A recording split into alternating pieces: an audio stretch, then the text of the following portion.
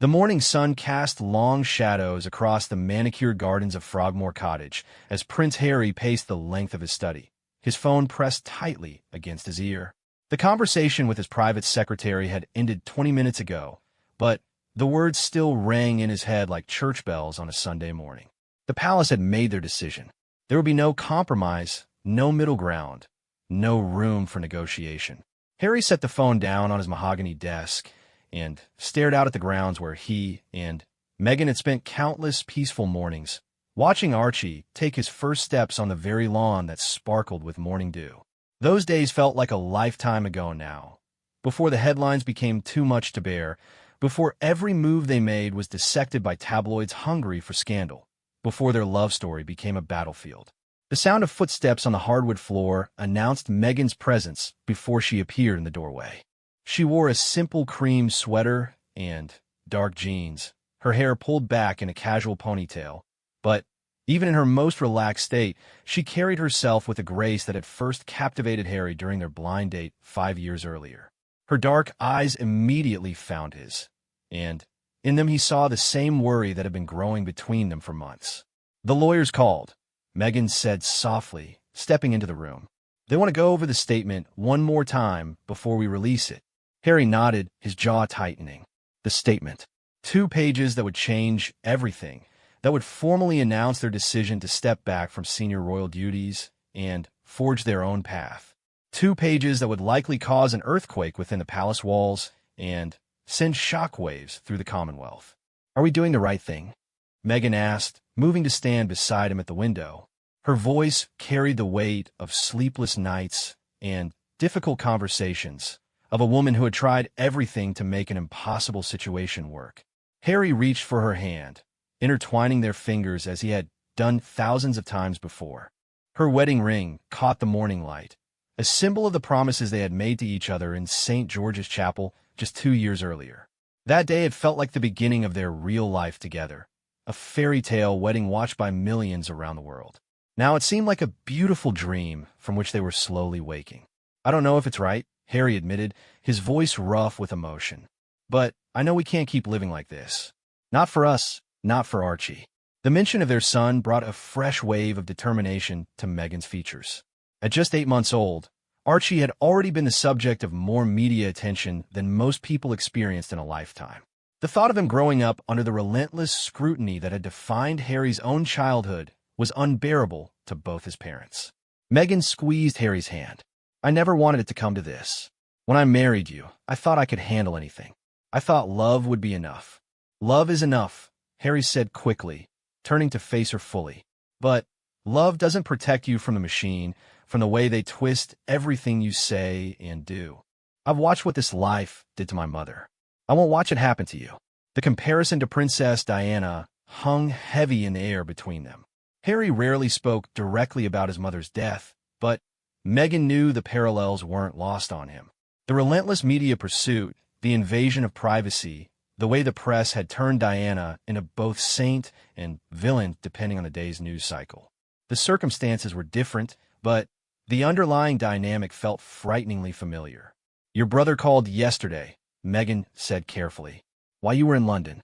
Harry's shoulders tensed. His relationship with William had been strained for months, their once close bond tested by the pressures of royal life and the different paths their lives had taken. Where William had embraced his future role as king with dutiful acceptance, Harry had always struggled with the constraints of royal protocol. "What did he say?" "He asked me to reconsider. He said there had to be another way, that the family could work something out." Harry laughed bitterly. The family. As if the institution and the family are the same thing. "William still doesn't understand that for us, they're not." Meghan moved to the bookshelf that lined one wall of the study, her fingers trailing over the spines of volumes on history, biography, and philosophy. Many of the books had been wedding gifts, tokens from well-wishers who had seen their union as a symbol of a modernizing monarchy. The irony wasn't lost on either of them. "I keep thinking about our wedding day," she said, not looking back at him. "Standing in that chapel, promising to love and honor each other. I meant every word. So did I. But I also promised to serve the people of the Commonwealth, to uphold the values of the monarchy." What does it mean that I'm breaking those promises now? Harry crossed the room to stand behind her, his hands settling gently on her shoulders. You're not breaking anything. The system is broken. We're just refusing to pretend otherwise. The sound of a car pulling up the gravel drive interrupted their conversation. Through the window, they could see the familiar black sedan that belonged to Harry's private secretary, Edward Thornton, a man in his 50s who had served the royal family for over 2 decades. Thornton had been trying for weeks to find a compromise that would allow Harry and Meghan to remain working royals while stepping back from some of their more demanding duties. He's early, Meghan observed. He's probably hoping to talk us out of it one more time. They watched as Thornton emerged from the car, his expression grim even from a distance. He carried a leather briefcase and walked with the purposeful stride of a man bearing news he'd rather not deliver. Whatever he has to say, our answer hasn't changed, Harry said firmly. Meghan turned in his arms, studying his face. Are you sure? Because once we do this, there's no going back. We'll be on our own. We've been on our own for a while now, Harry replied. At least now we'll be honest about it. The doorbell rang, its chime echoing through the cottage. Neither of them moved immediately, both understanding that answering that door would set in motion a series of events that would reshape their lives and the monarchy itself. Meg, Harry said softly, using the nickname that had become his private name for her. Whatever happens next, we face it together. She reached up to touch his cheek, her thumb tracing the line of stubble he'd forgotten to shave that morning. Together, she agreed. The doorbell rang again, more insistent this time. Meghan straightened her shoulders, transforming from concerned wife to the poised public figure the world knew. It was a transformation Harry had watched hundreds of times, but it never ceased to amaze him how quickly she could slip into that role when needed. I'll get it, she said, but Harry caught her arm gently. Let me. He wanted to be the one to face Thornton first, to bear the brunt of whatever pressure the palace was applying through their representative. It was a small gesture, but one that spoke to his fundamental need to protect the woman he loved from the worst aspects of royal life. Harry made his way through the cottage, past the living room where Archie's toys were scattered across an expensive Persian rug, past the kitchen where they'd shared quiet breakfast away from the scrutiny of staff and photographers. This place had been their sanctuary, their attempt to create a normal life within the confines of royal duty. Soon, it would just be another chapter in their story. He opened the door to find Thornton standing on the stone steps, his weathered face grave with concern. Behind him, Harry could see other cars arriving, including one he recognized as belonging to the palace's communications team. Your Royal Highness, Thornton began formally, then caught himself. Harry, we need to talk. Come in, Edward, Harry replied, stepping aside to allow the older man entry. Thought I should warn you, our decision stands. Thornton paused in the entryway, his eyes taking in the family photos on the side table, the casual atmosphere that had always set Frogmore Cottage apart from the more formal royal residences. The Queen would like to see you both. This afternoon, Harry felt his stomach drop. A summons from his grandmother was never a casual affair, but, given the current circumstances, it carried even more weight. Queen Elizabeth II had been the steady constant throughout his life, the one member of the family who had always seemed to understand the unique pressures he faced as the spare heir. Does she know about the statement? Harry asked. She knows you're considering your options, Thornton replied, diplomatically. She'd like the opportunity to discuss those options with you personally. Meghan appeared in the hallway behind Harry, having obviously overheard the conversation. Of course we'll see Her Majesty, she said, her voice steady despite the tension Harry could see in her posture. Thornton nodded gratefully. 3 o'clock at Windsor Castle. Private family meeting, no staff present except for private secretaries. The formality of the arrangement wasn't lost on any of them. This would be a conversation between family members, but it would also be a negotiation that could determine the future of the monarchy itself. The weight of that responsibility had been crushing Harry for years, but now it felt almost unbearable. We'll be there, Harry confirmed. After Thornton left, Harry and Meghan stood in their entryway, the silence stretching between them. Outside, they could hear the faint sound of photographers calling to each other, having already caught wind of the unusual activity at Frogmore Cottage. The press attention that had driven them to this point was intensifying, as if sensing that a major development was imminent. "What do you think she'll say?" Meghan asked. Harry considered the question seriously. His grandmother had always been a pragmatist, someone who understood that the monarchy's survival depended on its ability to adapt to changing times. But she was also deeply committed to duty and tradition, values that their decision directly challenged. "She'll try to find a middle ground," he said finally. "She always does. And if there isn't one?" Harry looked at his wife, this woman who had given up her career, her country, and her independence to marry him, only to find herself trapped in a system that seemed designed to diminish rather than elevate her. She had tried so hard to fit in, to learn the protocols and traditions, to use her platform for meaningful change. But the institution had proved resistant to change, especially change embodied by a biracial American actress who spoke her mind. "Then we stick to our plan," he said. "We choose our family over the family business." Meghan nodded, but he could see the sadness in her eyes. Neither of them had wanted it to come to this. They had both entered royal life with hope and optimism, believing they could modernize the monarchy from within while maintaining its essential character. The reality had proved far more complicated. "I should call my mother," Meghan said. "Let her know what's happening before she reads about it in the papers." Doria Ragland had been a steady source of support throughout their courtship and marriage, but Harry knew she had also watched her daughter struggle with aspects of royal life that seemed designed to suppress the very qualities that made Meghan special. A yoga instructor and social worker from Los Angeles, Doria had raised Meghan with values of independence and social consciousness that didn't always align with royal expectations. "She'll understand," Harry assured her. "Will she?" "I'm essentially telling her that I'm walking away from the most prestigious position a person can marry into. Not everyone will see it as liberation." Harry understood her concern. To the outside world, their decision might appear ungrateful or selfish. They had been given unprecedented privilege and platform, and now they were choosing to walk away from it. But privilege without purpose felt meaningless to both of them, and they had come to realize that true purpose might require leaving the system behind. The morning passed in a blur of phone calls and preparations. Lawyers needed final instructions about the statement they had been crafting for weeks. Security details had to be coordinated for their trip to Windsor Castle. Most importantly, arrangements had to be made for Archie, who would stay at Frogmore with his nanny while his parents attended what could be the most important meeting of their lives. As they prepared to leave for Windsor, Harry found himself standing in Archie's nursery, watching his son sleep peacefully in his crib. The little boy had inherited Meghan's dark hair and Harry's blue eyes, a perfect blend of both his parents' heritage. He looked so peaceful, so innocent of the drama swirling around his young life. "He'll understand someday," Meghan said softly, appearing beside Harry.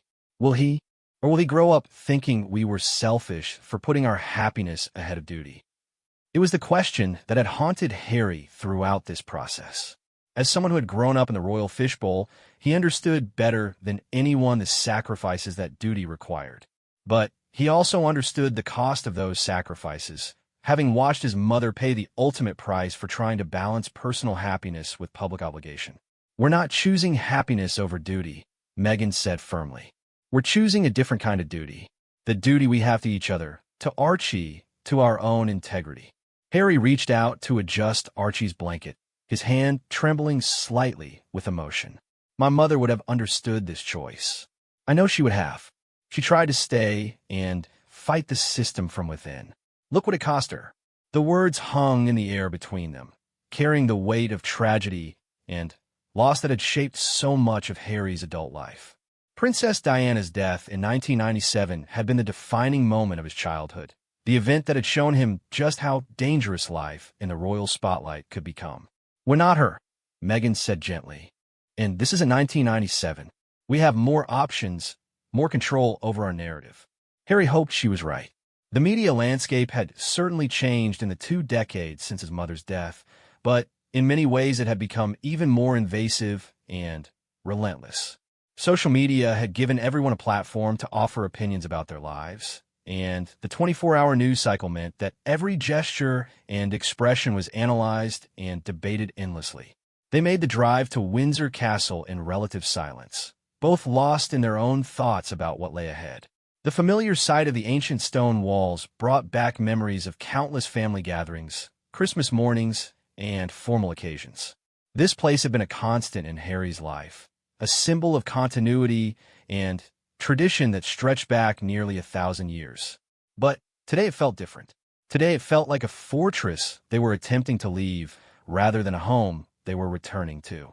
As their car pulled through the gates and up the long drive, Harry caught sight of other vehicles already parked in the courtyard. William and Catherine's car was there, as was his father's. This wouldn't just be a conversation with his grandmother. It would be a family summit, with all the senior royals weighing in on their decision. "Ready?" he asked Meghan as their car came to stop. She straightened her jacket and checked her reflection in the window, transforming once again into the composed public figure. But Harry could see the vulnerability beneath the surface, the woman who had never quite gotten used to being the center of so much attention and scrutiny. "As ready as I'll ever be," she replied. They walked into the castle together, their hands briefly touching in a gesture of mutual support. Whatever happened in the next few hours would determine not just their future, but the future of the monarchy itself. The institution that had survived world wars, political upheavals, and personal scandals was about to face perhaps its greatest challenge yet: a prince and his wife who were willing to walk away from it all for the sake of their own happiness and integrity. The ancient walls of Windsor Castle had witnessed centuries of royal drama, but none quite like what was about to unfold in the Queen's private study. The Queen's private study at Windsor Castle felt smaller than usual as the family gathered on that gray February afternoon. Queen Elizabeth II sat behind her mahogany desk, her hands folded carefully in front of her, while Prince Charles occupied the armchair to her right. William and Catherine had taken a settee by the window, leaving Harry and Meghan to sit across from them in matching chairs that suddenly felt like they were positioned in a dock rather than a family meeting.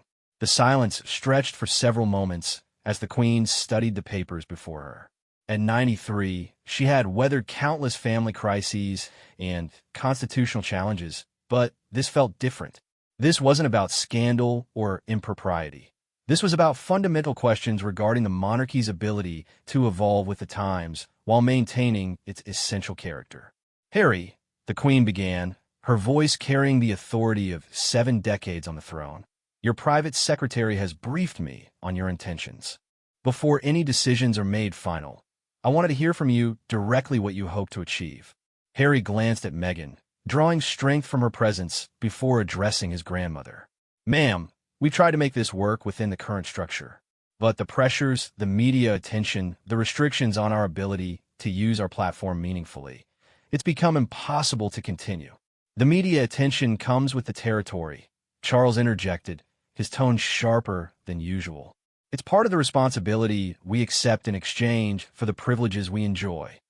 "With respect, Papa," Harry replied, his voice steady despite the emotion underlying it. "You've never experienced the kind of treatment Meghan has faced. The racist undertones, the deliberate distortions, the invasion of privacy. It goes beyond anything the family has dealt with before." Catherine shifted uncomfortably in her seat. As someone who had also faced intense media scrutiny before her marriage to William, she understood some of what Meghan had experienced, but she had also learned to navigate the system more successfully. The comparison between their different experiences had been a source of tension within the family for months. "We all face challenges," William said carefully. "But we work through them together as a family. Running away isn't the answer." Meghan spoke for the first time since entering the room. "We're not running away from our responsibilities. We're trying to find a way to fulfill them more effectively. The current system isn't working for anyone. Not for us, not for the institution, not for the people we're supposed to serve." The Queen raised her hand slightly, a gesture that immediately commanded attention from everyone in the room. "Meghan, my dear, I appreciate your perspective.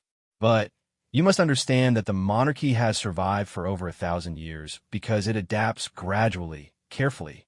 Sudden changes risk undermining the stability that is our greatest strength."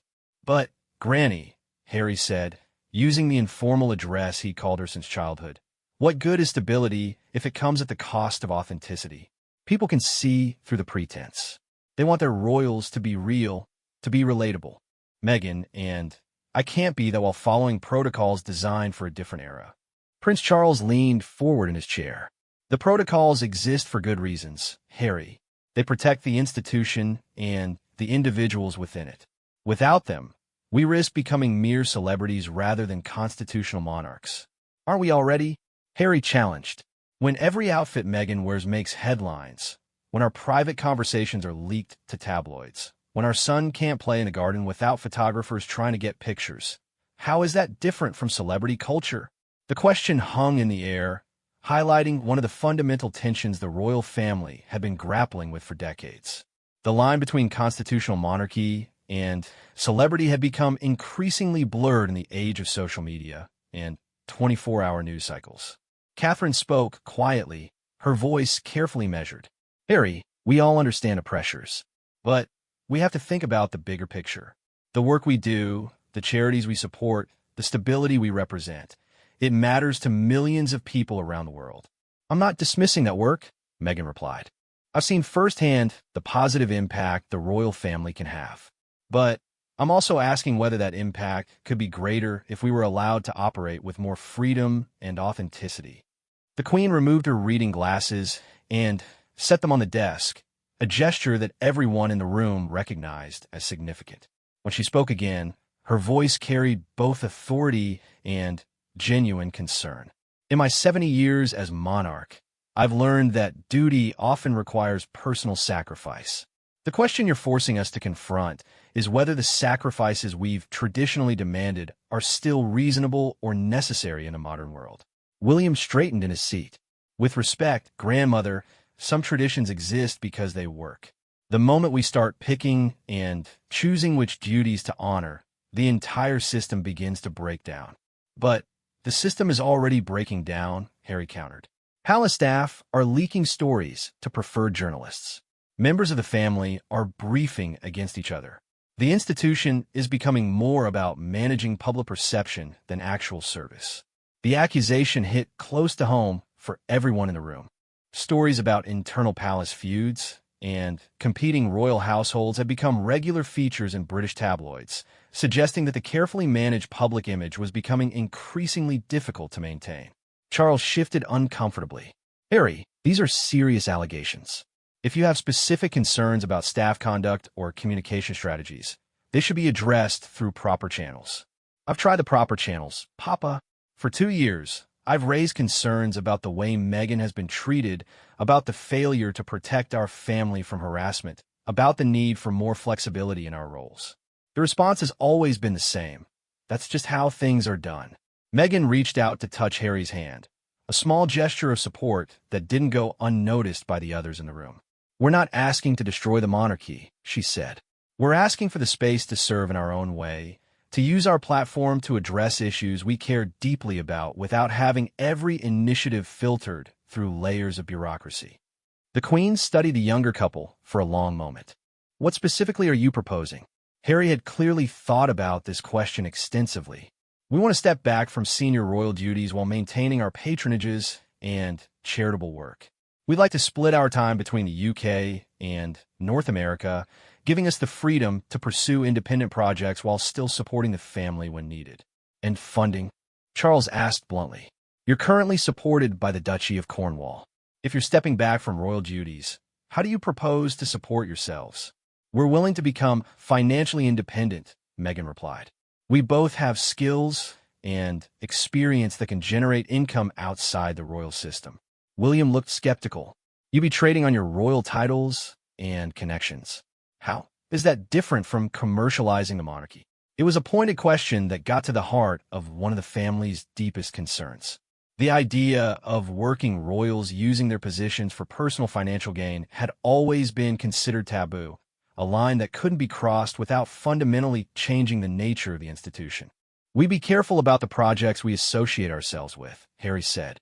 We want to work with organizations and causes that align with royal values and our personal convictions. But who makes those determinations? The Queen asked. Without palace oversight, how do we ensure that your activities reflect appropriately on the crown? The question highlighted one of the central challenges of their proposed arrangement. The royal family's power and Influence came partly from their careful separation from commercial interests and political controversies. Any loosening of those restrictions risked compromising the monarchy's constitutional position. We could establish guidelines, Meghan suggested. Regular reviews, approval processes for major projects, clear boundaries around commercial activities. Charles shook his head. It's not that simple. Every decision you make, every organization you associate with, every statement you issue, it all reflects on the crown. We can't have half-in, half-out arrangements without creating confusion about what the royal family stands for. The conversation was interrupted by a soft knock on the door. The Queen's private secretary entered with a tea service, providing a brief respite from the intensity of the discussion. As cups were distributed and milk and sugar added, the family members avoided eye contact, each lost in their own thoughts about the implications of what was being discussed. Catherine was the first to break the silence after the secretary departed. Have you considered what this means for Archie? Growing up without a clear place in the family, without the support structure that royal life provides. It was a deeply personal question that touched on Meghan's greatest fears about their decision. As a mother, her first priority was protecting her son, but she also worried about depriving him of his heritage and the unique opportunities that came with royal birth. Archie will know who he is and where he comes from, Meghan said firmly. But he'll also have the freedom to choose his own path, without the weight of institutional expectations that might not fit who he becomes. Harry nodded in agreement. I grew up knowing I was the spare, that my primary role was to support William. Archie is even further from the throne. Why should he have to sacrifice his autonomy for an institution that might not need his service? Because service isn't about need, William replied, his voice showing strain. It's about duty. It's about understanding that our privileges come with responsibilities we don't get to choose. The philosophical divide between the brothers had never been clearer. William had embraced his future role as king with a sense of duty inherited from their father and grandmother. Harry had always struggled with the constraints of royal life, questioning whether the traditional model still served the people it was supposed to represent. The Queen set down her teacup with deliberate care. I think we need to be honest about what's really at stake here. This isn't just about Harry and Meghan's future. This is about whether the monarchy can adapt to the expectations of a new generation without losing what makes it effective and respected. Prince Charles nodded grimly. If we allow this precedent, what happens when George or Charlotte decide they want similar arrangements? How do we maintain any coherence as an institution? It was a question that cut to the heart of the monarchy's long-term viability. The royal family's strength had always come from presenting a united front, a clear hierarchy, and consistent messaging. Harry and Meghan's proposal threatened to introduce variables that could undermine that coherence. Maybe that's not the worst thing, Harry suggested. Maybe future generations should have more choice in how they serve. Maybe the monarchy becomes stronger by becoming more flexible. William looked at his brother with a mixture of frustration and sadness. Or maybe it becomes so diluted that it stops meaning anything at all. The afternoon light was beginning to fade outside the study windows as the conversation continued. No one had expected easy answers, but the complexity of the issues they were grappling with was becoming increasingly apparent. This wasn't just a family dispute. It was a constitutional crisis that could reshape the monarchy for generations to come. I need to understand something, the Queen said, addressing Meghan directly. When you married Harry, you made certain commitments. You understood that this life would require sacrifices. What changed? Meghan had clearly anticipated this question, but it was no less difficult to answer. Your Majesty, I entered this life with complete commitment to making it work. I studied the history, learned the protocols, tried to understand what was expected of me. But I also brought my own experience and perspective, and I hoped that would be seen as an asset rather than a liability. It should have been, the Queen acknowledged. Perhaps we failed to provide adequate support as you found your footing. It wasn't about support, Meghan continued. It was about being allowed to be authentic. Every instinct I had about how to connect with people, how to address important issues, how to use this platform for positive change, it was seen as problematic or inappropriate. I felt like I was being asked to become someone else entirely. Catherine shifted in her seat, clearly uncomfortable with the implicit criticism of how the institution operated. She had successfully navigated similar challenges by adapting herself to royal expectations rather than trying to change the system. "We all have to modify our natural instincts," she said carefully. "It's part of what makes royal work effective. The discipline, the consistency, the careful consideration of every action." "But at what cost?" Harry asked. When did modification become complete suppression? When did fitting in become more important than making a difference? The questions hung heavy in the room, highlighting tensions that had been building not just around Harry and Meghan's role, but around the monarchy's purpose in the 21st century. The institution that had once seemed unshakable was being forced to confront fundamental questions about its relevance and adaptability. Prince Charles looked at his younger son with evident pain. "Harry, I understand your frustrations. I spent decades waiting to find my own purpose within this system. But the answer isn't to abandon the system. It's to work patiently to reform it from within. With respect, Papa, you had time for patient reform. Meghan doesn't. The attacks on her aren't going to stop, and they're getting more personal and more vicious. I won't watch the woman I love be destroyed by an institution that's supposed to represent the best of who we are." The raw emotion in Harry's voice silenced the room. Everyone present understood the reference to his mother's experience, the parallels that haunted his every decision about royal life. Princess Diana's death had been the defining trauma of his childhood, and the fear of history repeating itself was clearly driving much of his current thinking. The Queen spoke into the silence with the wisdom of someone who had navigated countless crises over 7 decades. "Harry, my boy, I understand your fears, but running away from the problem doesn't solve it. If we abandon our responsibilities every time they become difficult, what message does that send? Maybe it sends a message that human dignity matters more than institutional tradition," Meghan replied quietly. "Maybe it shows that love and family are worth fighting for, even when the odds seem impossible." As the afternoon wore on, it became clear that no easy resolution was emerging. The fundamental differences in philosophy and approach were too deep to bridge with simple compromises.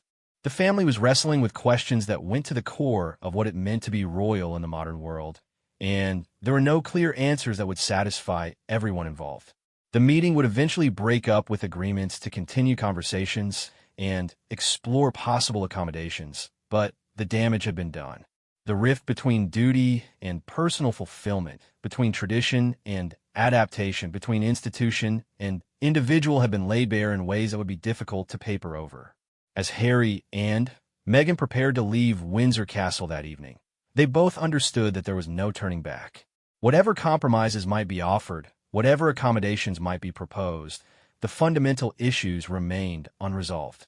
They had forced a conversation that the royal family had been avoiding for decades, but conversations alone weren't enough to bridge the gap between their vision of service and the institution's expectations. The ancient walls of Windsor Castle had witnessed the end of an era, though it would be weeks before the full implications became clear to the world watching from outside. 3 weeks after the Windsor Castle meeting, Harry stood at the window of his temporary London apartment, watching the morning joggers make their way through Kensington Gardens. The building felt anonymous compared to the familiar grandeur of Frogmore Cottage, but anonymity had become a precious commodity in recent days. Every movement he and Meghan made was now scrutinized for clues about their final decision. Every public appearance analyzed for signs of reconciliation or further discord with the family. The negotiations had continued in private, with lawyers and private secretaries shuttling between different royal households carrying proposals and counterproposals. The palace wanted a clear break. If Harry and Meghan were stepping back from royal duties, they should do so completely, relinquishing their titles and patronages. Harry and Meghan wanted something more nuanced, a reduced role that would still allow them to serve the causes they cared about while gaining the freedom to pursue independent projects. The Times has published another editorial. Meghan called from the kitchen, where she was reviewing the morning papers on her laptop. They're calling it the crisis of the modern monarchy. Harry didn't need to read the piece to understand its contents.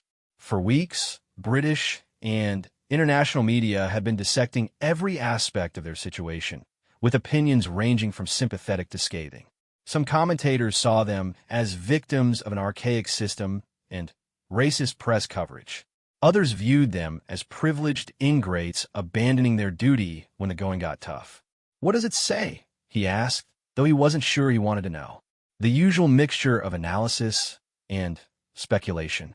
But there's an interesting quote for a constitutional expert saying that this crisis might force the monarchy to finally address questions it's been avoiding about its role in the 21st century. Harry joined her in the kitchen, accepting the cup of coffee she offered. The normalcy of the gesture, making coffee together in the morning, had become more precious as their lives became increasingly surreal. Simple domestic moments felt like anchors in a storm of public speculation and family tension. "Did William call you back?" Meghan asked. Harry shook his head. They had been trying to arrange a private meeting between the brothers, away from parents and grandparents and advisors, to see if they could find common ground. But William had been resistant, apparently viewing any private conversation as potentially undermining the family's unified position. "His private secretary says he's too busy with his tour preparations," Harry said bitterly. Funny how the future king always has time for public duties, but never for family conversations that might actually matter. Meghan reached across the small table to squeeze his hand. She understood how much the deteriorating relationship with William hurt her husband. The two brothers had been incredibly close after their mother's death, supporting each other through trauma and public scrutiny. Watching that bond fray under the pressure of their current situation was perhaps the most painful aspect of their decision for Harry. "He's scared," Meghan said gently. "This challenges everything he's been taught about duty and responsibility.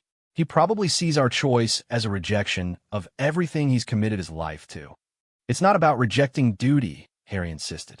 "It's about redefining what duty means." But he can't see the difference. Their conversation was interrupted by the sound of Harry's phone buzzing on the counter. The caller ID showed his father's private number, and Harry hesitated before answering. Their relationship had been strained for weeks, with Charles viewing Harry's decision as both personally hurtful and institutionally dangerous. "Hello, Papa." "Harry, we need to talk. Can you come to Clarence's house this morning?" The formality in his father's voice was unmistakable.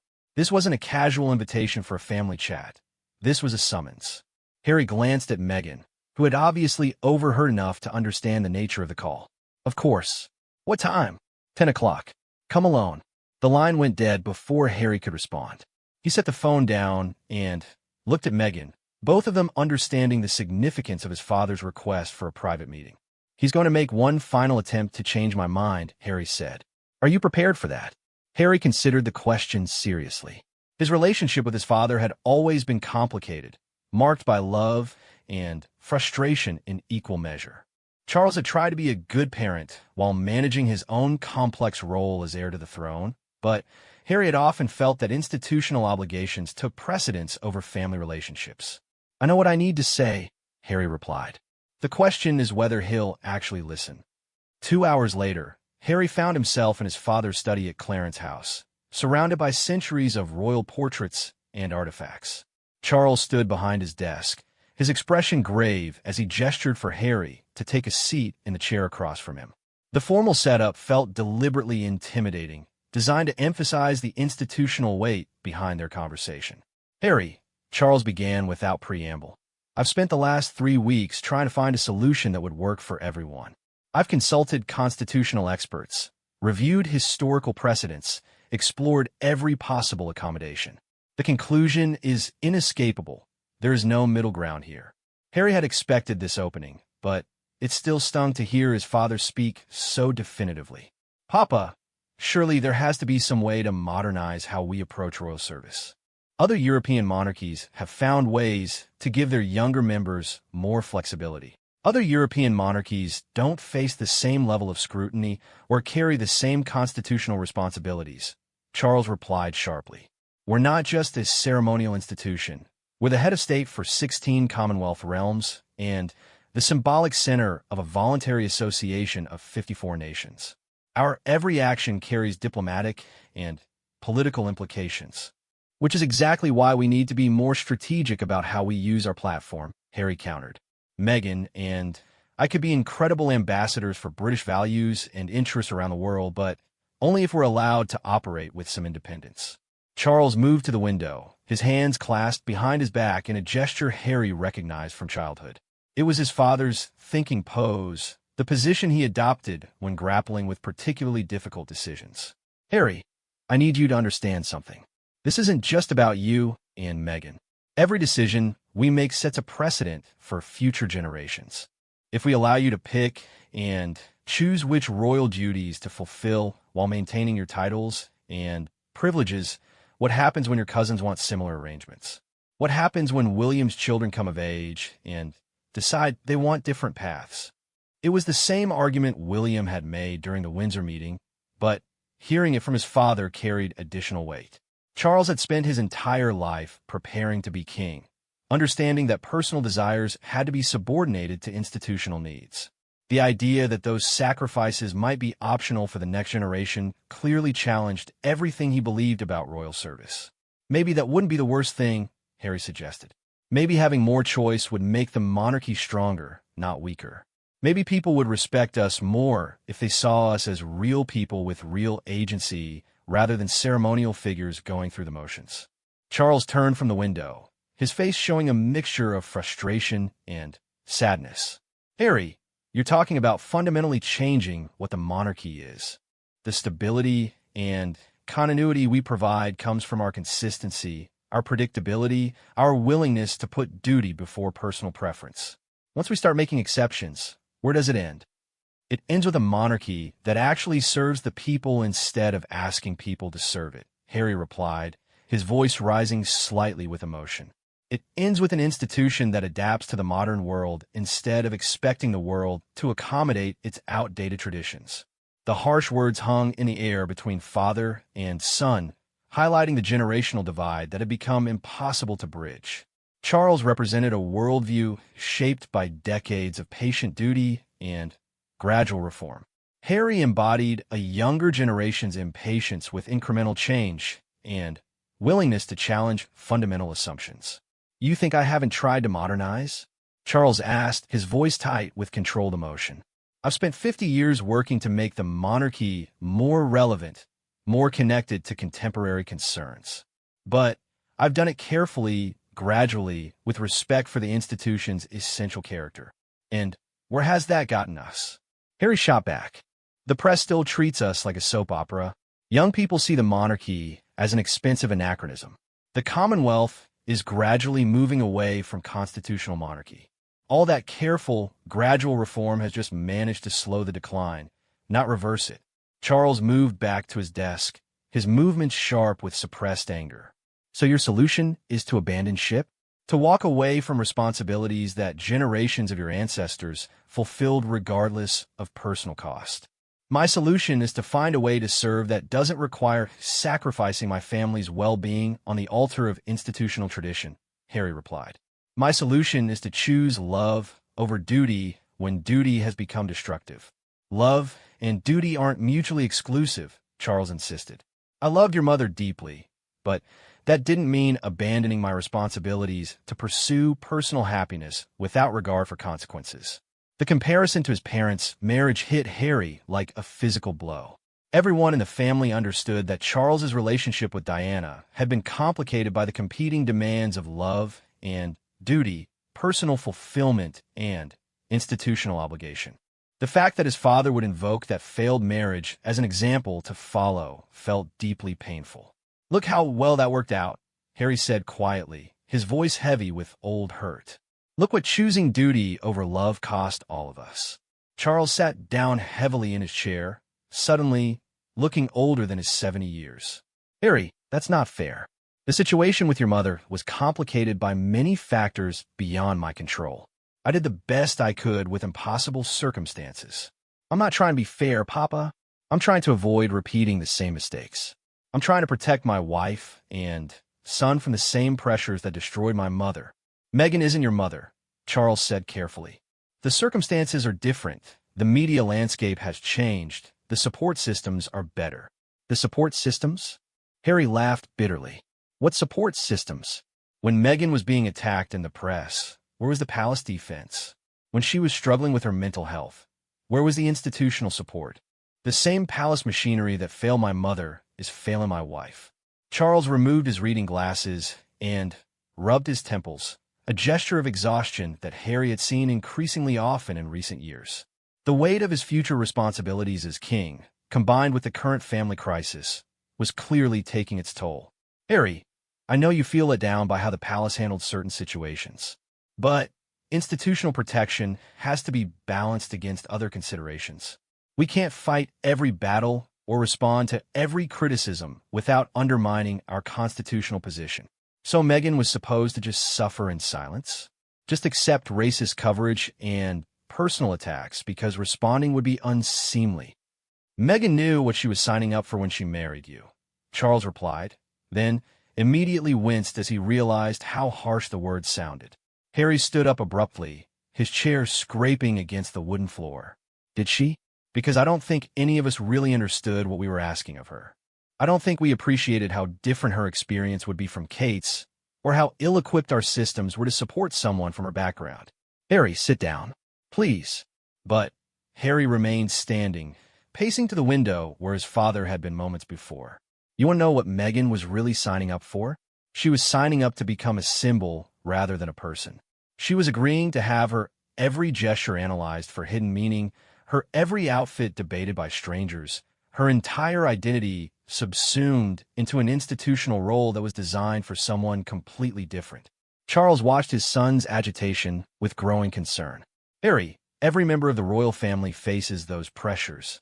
It's part of the sacrifice we make for the privileges we enjoy. But the pressures aren't the same for everyone, are they? When Kate made mistakes early in her royal career, she was defended and protected. When Meghan made similar adjustments, she was attacked and criticized. When Kate showed emotion, it was seen as authentic and relatable. When Meghan showed the same emotions, she was labeled as difficult or unsuitable. You're suggesting there was a deliberate bias against Meghan? Harry turned from the window to face his father directly. I'm not suggesting it. I'm stating it as fact. And the most painful part is that the family either didn't see it or chose not to acknowledge it. The accusation hung between them, touching on issues of race and class that the royal family had traditionally avoided discussing directly. Meghan's mixed-race heritage and American background had made her royal journey uniquely challenging, but those challenges had rarely been acknowledged openly by the institution. Harry, if there were failures in how we supported Meghan, they weren't intentional. The palace operates on established protocols that sometimes move slowly to adapt to new situations. Protocols, Harry repeated mockingly. When those protocols fail to protect someone we claim to care about, maybe it's time to question the protocols rather than blaming the person for not adapting to them. Charles stood up and moved around the desk, approaching his son with obvious concern. Harry, I can see how much pain you're in. I can see how much you love Meghan and want to protect her. But destroying your relationship with your family isn't the answer. I'm not destroying anything, Harry replied, his voice softer but no less determined. I'm choosing to prioritize the family I created over the family I was born into. That shouldn't be controversial. It is when your created family depends on the support and platform provided by your birth family, Charles pointed out. You can't completely separate the two without consequences for both. Harry knew his father was right about the interconnectedness of their situations, but it only reinforced his conviction that a clean break was necessary, which is why we're prepared to become financially independent. We don't want to trade on royal connections for personal gain, but we also can't continue in a system that demands we sacrifice our principles and well-being for institutional convenience. And what about Archie? Charles asked quietly. What about his relationship with his grandfather, his uncle, his great-grandmother? Are you prepared to deprive him of those connections? It was perhaps the most effective argument Charles could have made, touching on Harry's deepest fears about their decision. The thought of Archie growing up without the extended family support that had been so important in Harry's own life was genuinely painful. Archie will know his family, Harry said firmly, but he'll know them as people, not as institutional obligations. He'll have relationships based on love and choice rather than duty and tradition. Those aren't mutually exclusive either, Charles replied. Some of my most meaningful relationships are with people I was born to love and duty-bound to support. Family obligation can deepen love rather than diminish it. Or it can poison it entirely, Harry countered, thinking of his increasingly strained relationship with William. When every family interaction becomes about institutional positioning and public perception, where's the space for genuine connection? Charles returned to his desk, his shoulders sagging slightly with the weight of their conversation. Harry, I need to ask you directly. Is this decision final? Is there anything I can say or offer that would convince you to reconsider?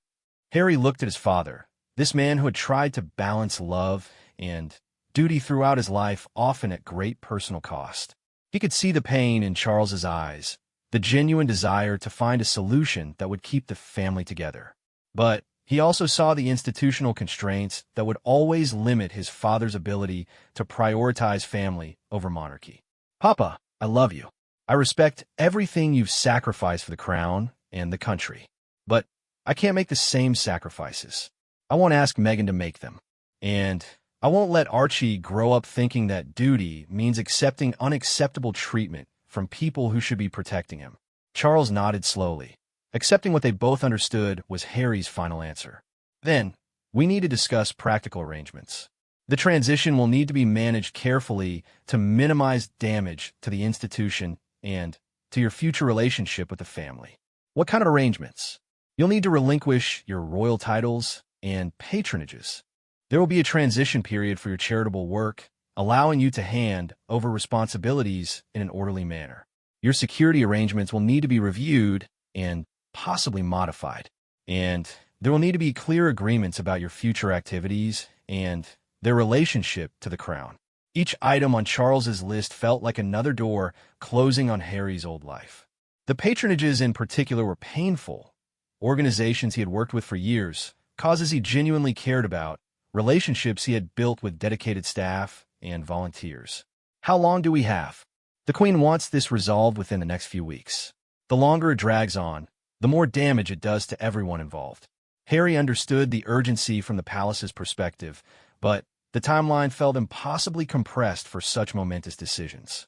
They were being asked to dismantle a life they had built over years in a matter of weeks. And after? What kind of relationship will we have with the family? Charles's expression softened slightly. Harry, you'll always be my son. Archie will always be my grandson. Personal relationships and institutional positions are different things, even if they sometimes overlap in complicated ways. Will William see it that way? William is struggling with this decision more than anyone. He sees it as a personal rejection and an institutional threat.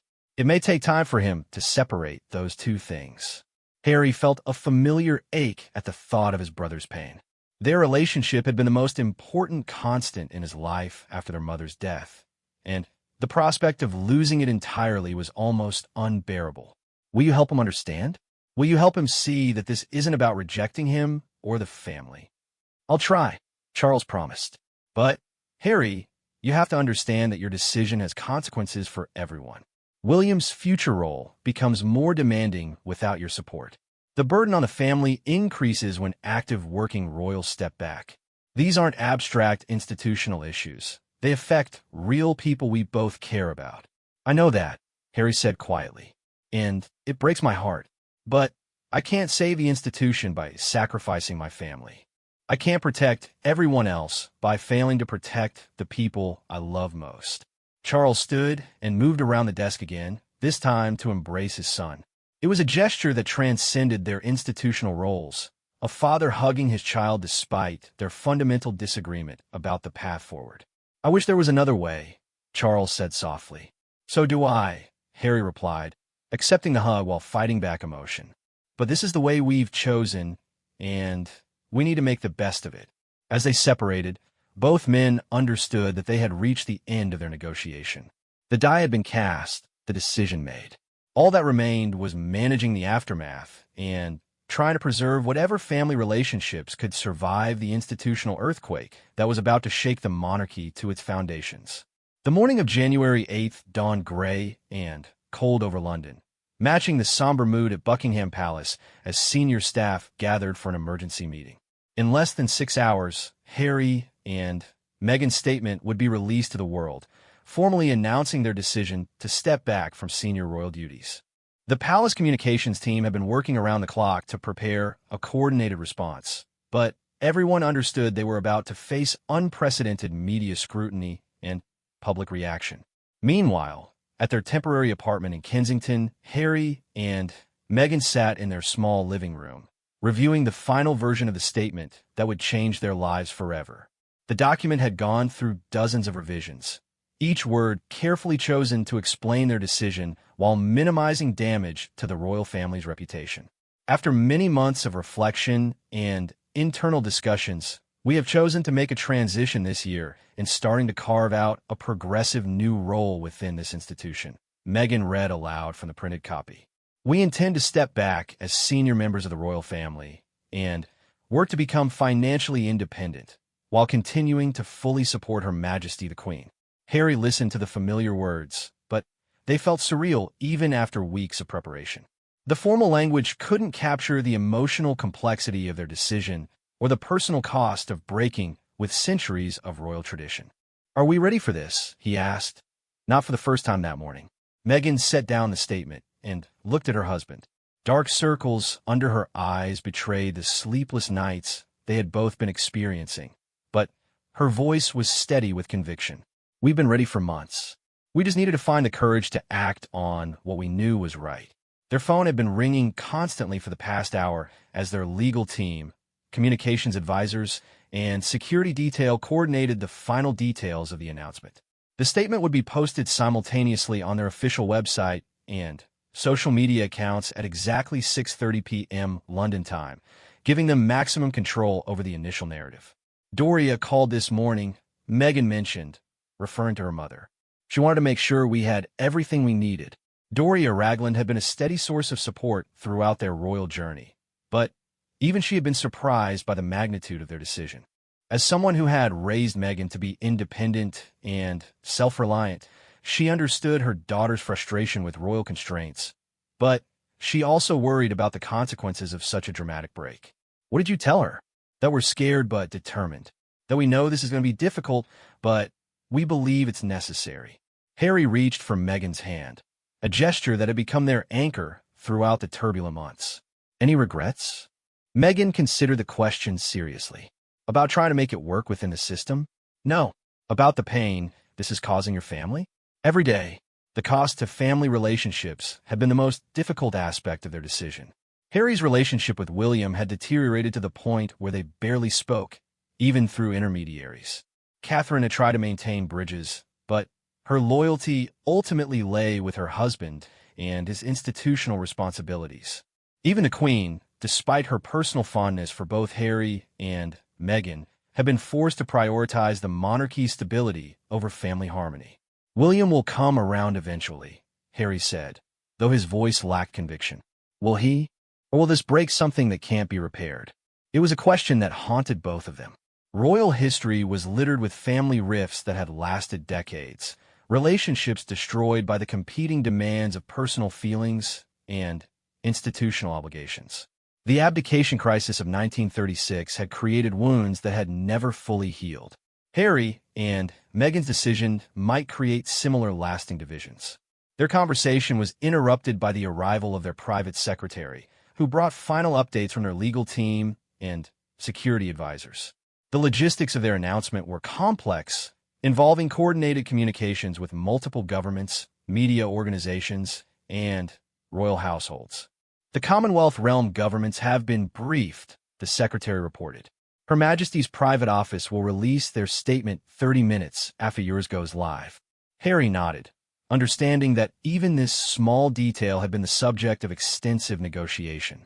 The palace had wanted to control the narrative by releasing their response first, but Harry and Meghan had insisted on speaking for themselves before others spoke about them. "Any word from the California team?" Meghan asked. They had been quietly making arrangements for their eventual move to North America, including security consultations and housing options in the Los Angeles area.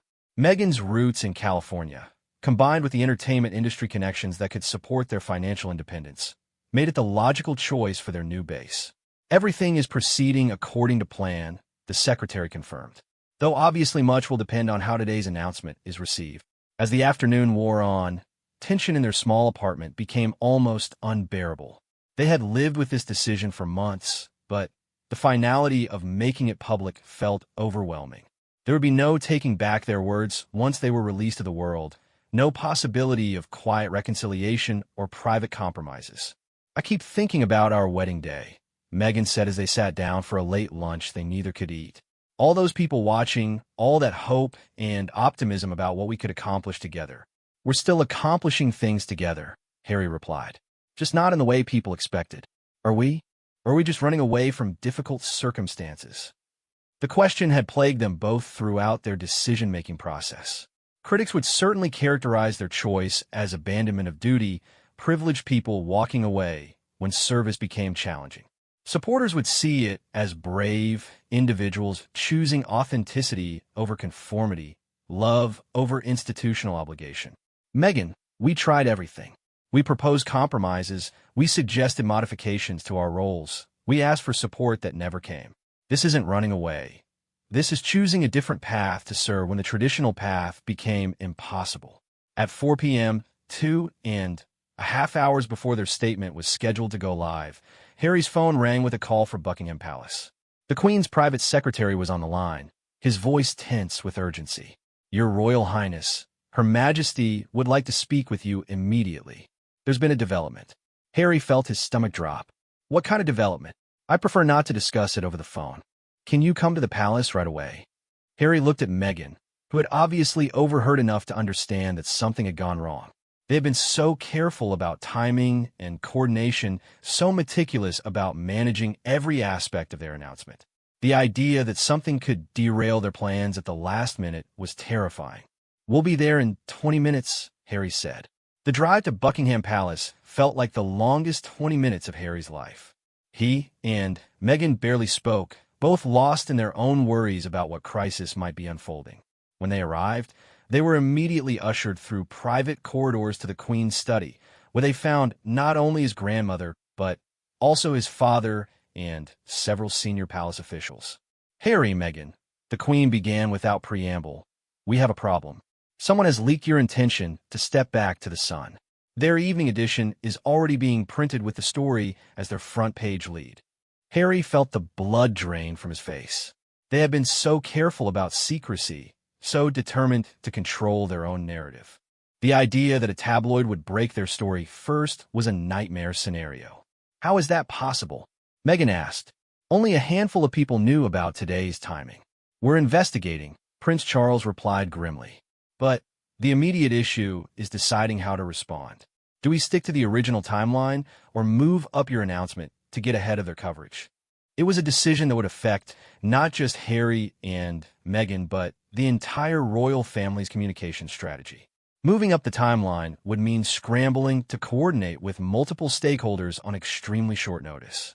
Sticking to the original plan would mean allowing a tabloid to control the initial narrative about their decision. "What does the Sun story say?" Harry asked. The Queen's private secretary handed him a printed copy of the article. The headline read, "Harry and Meg quit," in massive letters, with a subheading promising exclusive, royal couple's bombshell decision to abandon senior duties.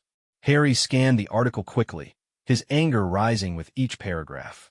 The story was largely accurate in its basic facts, but the tone was sensationalized, and the analysis was skewed toward portraying their decision as selfish abandonment of duty. "This is exactly what we were trying to avoid," Meghan said, reading over Harry's shoulder. "They're framing this as a tantrum rather than a thoughtful decision." "Which is why we need to respond immediately," the Queen said.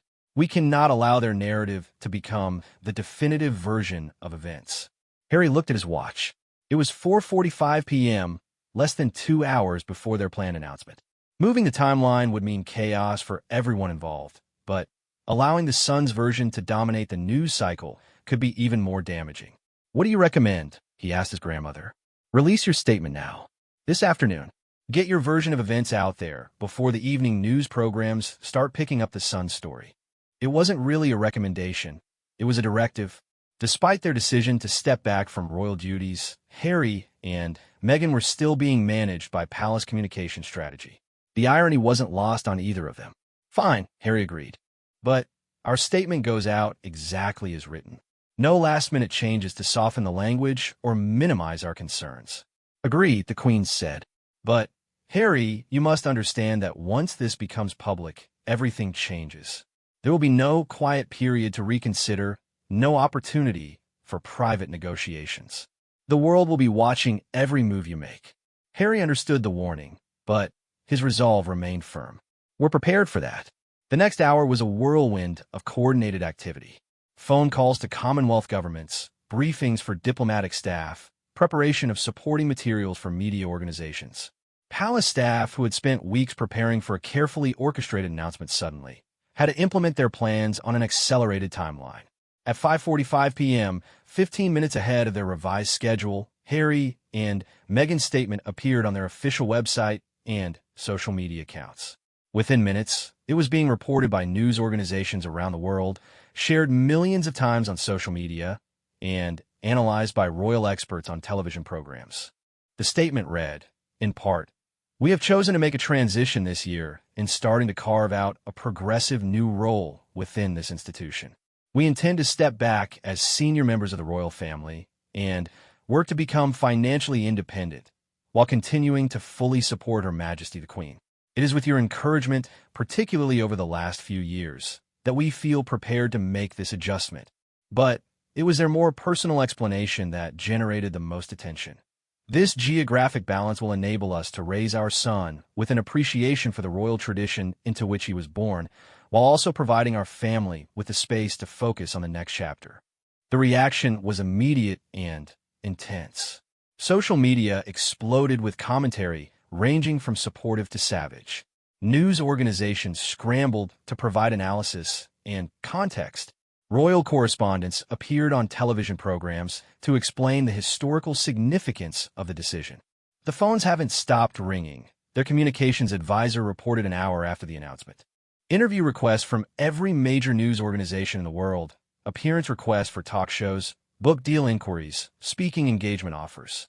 The sudden shift from private individuals making a personal decision to global celebrities commanding worldwide attention was jarring. Harry and Meghan had expected intense interest, but the scale of a reaction exceeded their worst-case scenarios. "We're not doing interviews," Harry said firmly. "Not now. We need time to process what we've started before we start explaining it to everyone else." But privacy had become a luxury they could no longer afford.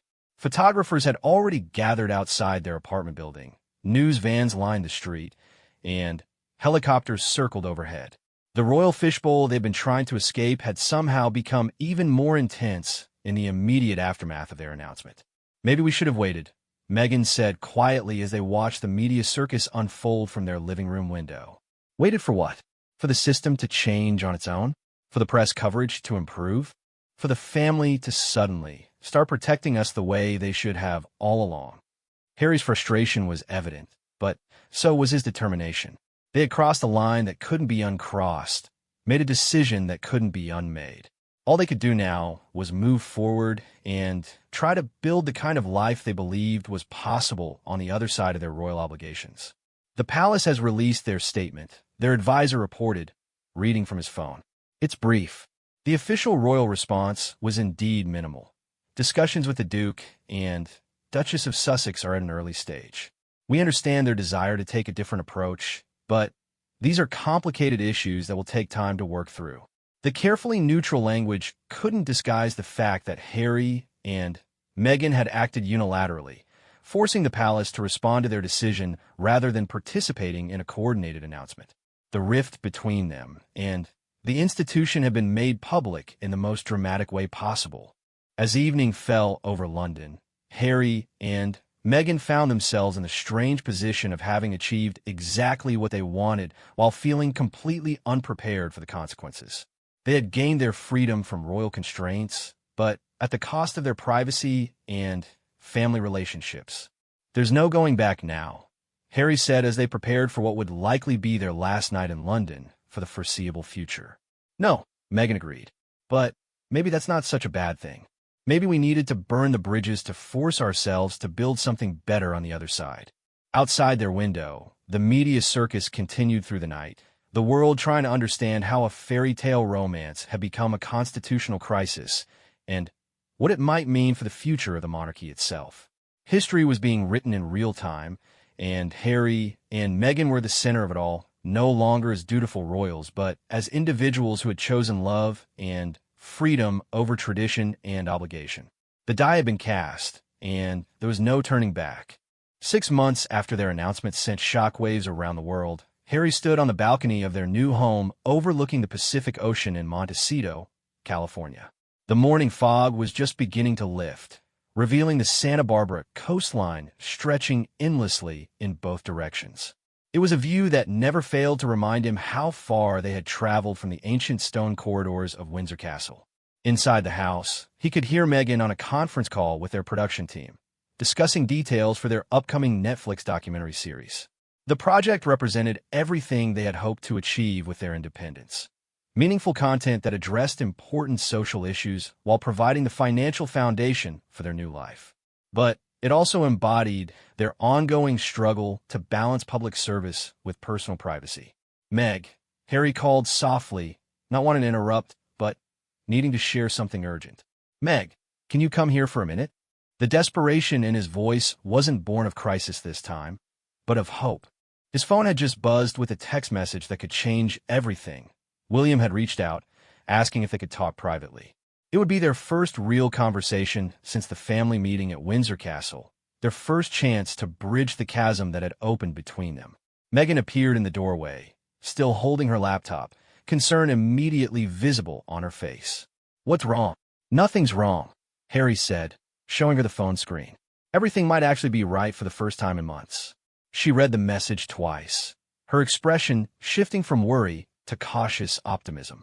He wants to FaceTime tonight, after the kids are in bed, he says. Just the two of us. The significance wasn't lost on either of them. For months, any communication between the brothers had been filtered through private secretaries and formal channels. A personal, private conversation would represent a massive step toward healing their fractured relationship. What are you going to say to him? Meghan asked, settling into the chair beside Harry on the balcony. I don't know, Harry admitted. Part of me wants to explain everything to help him understand why we made the choices we did. But part of me is afraid that nothing I say will matter, that the damage is already too deep to repair. The past 6 months have been a whirlwind of change and adjustment.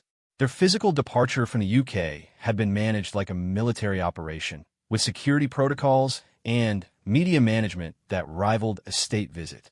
The emotional departure had been far more complicated, marked by stilted final engagements and carefully worded public statements that couldn't begin to capture the personal cost of their decision. He's reaching out, Meghan pointed out. That has to mean something. Harry hoped she was right, but he also knew how institutional pressures could complicate even genuine family gestures. William's approach might represent personal forgiveness, or it might be part of a broader palace strategy to manage ongoing public relations challenges. Their life in California had exceeded their expectations in many ways. Free from the constraints of royal protocol, they had been able to pursue projects that genuinely mattered to them. Meghan's advocacy for women's rights and social justice had found new platforms and audiences. Harry's work with veterans and mental health organizations had expanded beyond traditional royal patronage into more innovative and impactful initiatives. But success had come with unexpected complications. The media attention that had driven them from royal life had followed them across the Atlantic, intensified by their celebrity status in Hollywood. Photographers still camped outside their home, tabloids still dissected their every move, and social media still buzzed with commentary about their choices. Sometimes I wonder if we just traded one fishbowl for another, Harry mused, watching a helicopter circle overhead. Likely a news crew hoping for photos of their private life. But this fishbowl is one we chose, Meghan replied. We control the narrative now, not the other way around. That control had been their greatest achievement and their greatest challenge. Their interview with Oprah Winfrey had allowed them to tell their story in their own words, but it had also created new controversies and deepened some family rifts. Their various media projects had provided financial independence, but they had also opened them to criticism about commercializing their royal connections. Archie asked about his Uncle William yesterday, Meghan mentioned. He wanted to know when we're going to see him again.